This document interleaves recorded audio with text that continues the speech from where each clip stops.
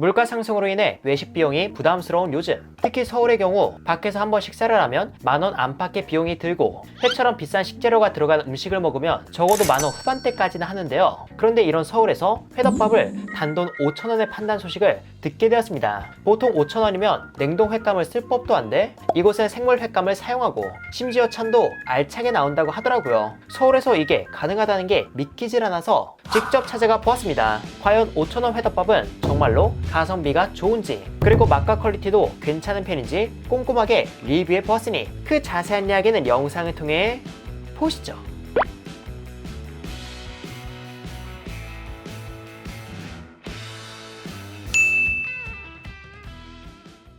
오늘 제가 찾아온 곳은 서울 마포구 노고산동에 위치한 동해 횟집입니다. 동해 횟집은 오랜 시간 영업해온 식당으로 그 세월이 식당 외관에서부터 느껴지는데요. 그런데 이런 외관도 외관이지만 제 눈길을 끈 건 바로 이거, 회덮밥이 5,000원이라는 겁니다. 위치도 지도에서 보셨듯이 외진 곳도 아닌데 이 가격이라는 게 놀라웠죠. 과연 어떨지 너무나 궁금한데요. 날도 더운데 얼른 들어가서 회덮밥을 주문해 보도록 하겠습니다. 우선 실내는 다음과 같이 외관 못지않게 세월이 느껴지는 모습이었고요. 테이블석도 생각보다 많아서 자리는 여유 있어 보입니다. 그렇게 자리에 앉아 메뉴 고민할 것 없이 회덮밥을 주문했고요.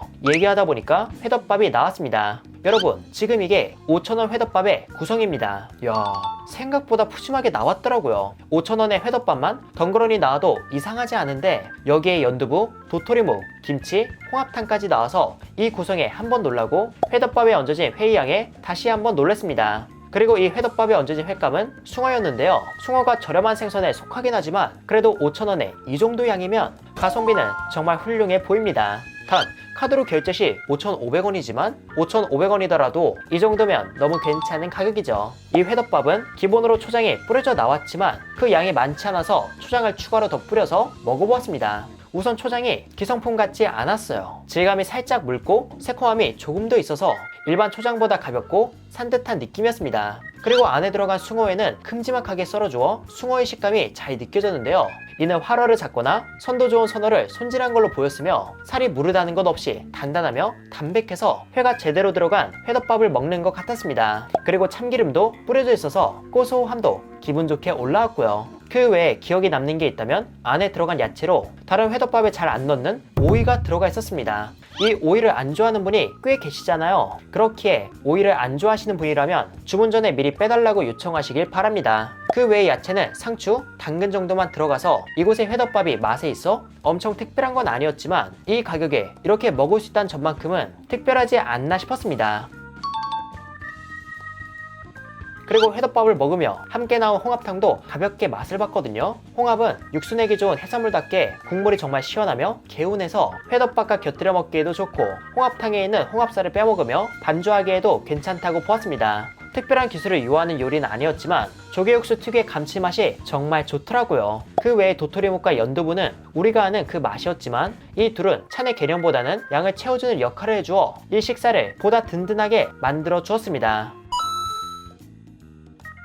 그렇게 회덮밥을 어느 정도 먹어서 허기가 좀 가시니까 이곳의 메뉴판이 눈에 들어왔는데요. 메뉴는 다음과 같이 특별한 메뉴가 있기보다는 활어회와 약간의 해산물 정도만 팔고 있었습니다. 보니까 우럭, 광어, 농어, 그리고 모둠회가 있는데 이 역시 회덮밥만큼이나 가격이 착해 보이더라고요. 하지만 가격만 보고는 가성비가 좋은지 알 수 없겠죠. 그래서 저는 무난한 가격에 회 하나를 추가로 주문했습니다. 그렇게 주문을 마치고 나니 기본찬이 추가로 나왔어요. 기본찬이라고 해서 흔히 스키다시라고 하는 곁들이 안주가 본격적으로 나온 건 아니었지만 그냥 회가 나올 때까지 심심한 입을 달래기 좋은 정도로 제공되었습니다. 그렇게 곁들이 안주가 나오고 한 7분에서 8분이 흘렀을까요? 제가 주문한 게 나왔습니다.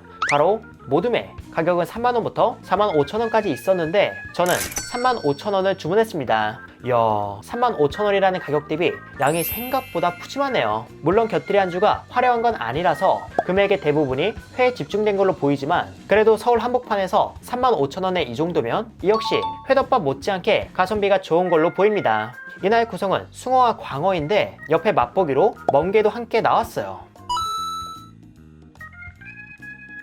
아무튼 이렇게 나온 회는 간장과 초장에 찍어서 먹어봤는데요. 숭어와 광어 둘 다 화로회 식감으로 광어는 말캉하면서 탄력이 있고 숭어는 단단하면서 살짝의 묵직함도 있어서 회를 먹을 때 씹는 맛을 즐기는 분들이 특히 좋아할 것 같은 식감이었습니다. 그리고 맛은 숙성을 거친 게 아니더라도 간장과 초장이 단맛과 간을 더해줘서 생선의 자체의 맛도 괜찮았고요. 지금 이렇게 회와 간단한 찬들이 나오는 구성, 서울에서 이 정도에 35,000원이면 가성비가 좋은 거긴 하지만 워낙 가성비가 좋은 곳들이 많다 보니까 살짝 아쉬운 느낌이 들었거든요. 그런데 아직 한 방이 남았다고 합니다. 그렇게 회를 거의 다 먹어갈 때가 되니까 그 마지막 음식이 나왔어요.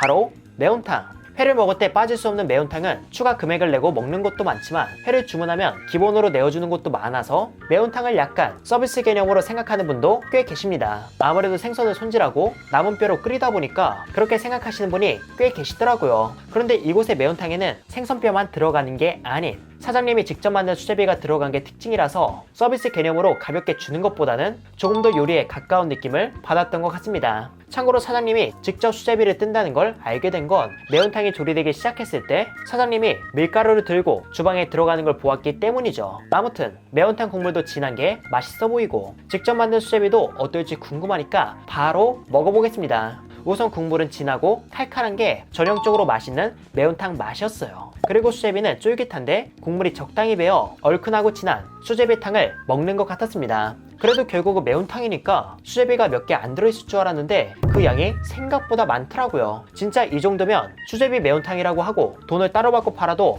괜찮을 것 같았습니다. 개인적으로 생각했을 때 이곳은 회덮밥의 가성비가 제일 좋지만 간단한 상차림과 푸짐한 화로회 그리고 수제비가 아낌없이 들어간 이 매운탕도 충분히 매력적이고 가격도 좋기에 회덮밥뿐만 아니라 이 모둠에도 상황만 된다면 한번 즐겨보셔도 괜찮을 것 같아요. 참고로 이날 식사는 2명이서 했고 둘 다 회덮밥을 먹고 난 후에 먹어서 35,000원 모둠에는 정말 양이 많다고 느꼈습니다. 따라서 저처럼 드실 예정이라면 개인적으로 35,000원 모둠회보다는 3만원 모둠회를 주문하시는 걸 추천드려요.